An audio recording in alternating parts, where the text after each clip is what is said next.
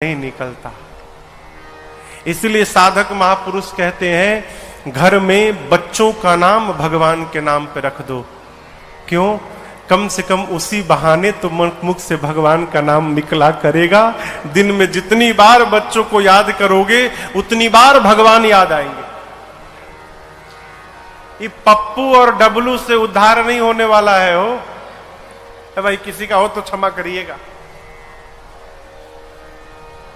अजामिल महापातकी था, सरकार जानते हैं, कथा करते हैं, है? लेकिन एक बड़ी अद्भुत बात, अजामिल के बेटे का नाम नारायण था। अब मरने लगा ना तो उसने भगवान को नहीं बुलाया, अपने बेटे को बुलाया, नारायण कहां हो तो। इस पर हम लोग एक भजन गाते हैं, अरे महापातकी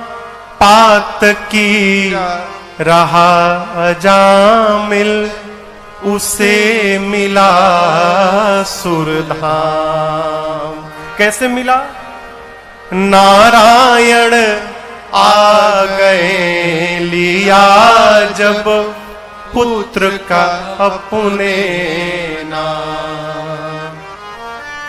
अरे नारायण आ गए लिया जब, नारायण आ गए लिया जब वो पुत्र का अपने नाम, सुदर्शन धारी हो हम आए शरण तिहारी, अवध बिहारी हो हम आए शरण तिहारी।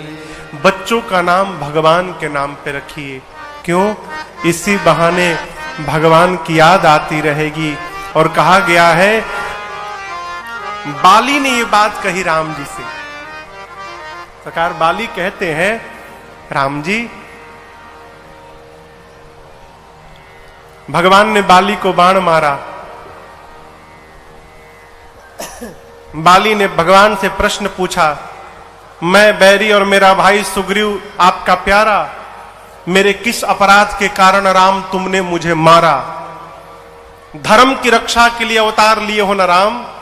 धर्म कहता है कि पक्ष और विपक्ष दोनों की बात सुनी जाए और तब निर्णय दिया जाए।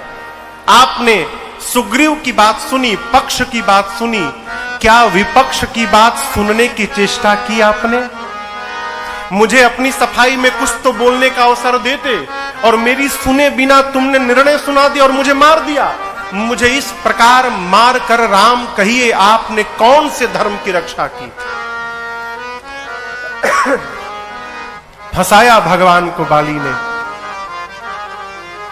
भगवान ने कहा कि तुमने अपने भाई की पत्नी को अपने पास रखा है, अनुज बधू भगिनी सुत नारी, सुन सठ कन्या समय चारी।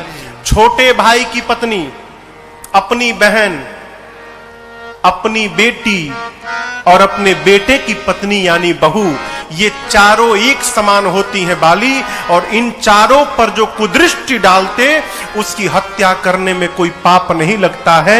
मैंने तुमको इस अपराध के कारण मारा। बाली बोला, प्रभु ये नियम तो मनुष्यों के लिए है, हम तो वानर हैं, हमारी जात में ऐसा कोई नियम कानून नहीं है प्रभु। भगवान देखिए, तो मेरी बात ही काट दी इसने। तो राम जी बोले, अच्छा तुम्हारी पत्नी ने, तारा ने तुमको मना किया था ना कि युद्ध करने मत जाओ।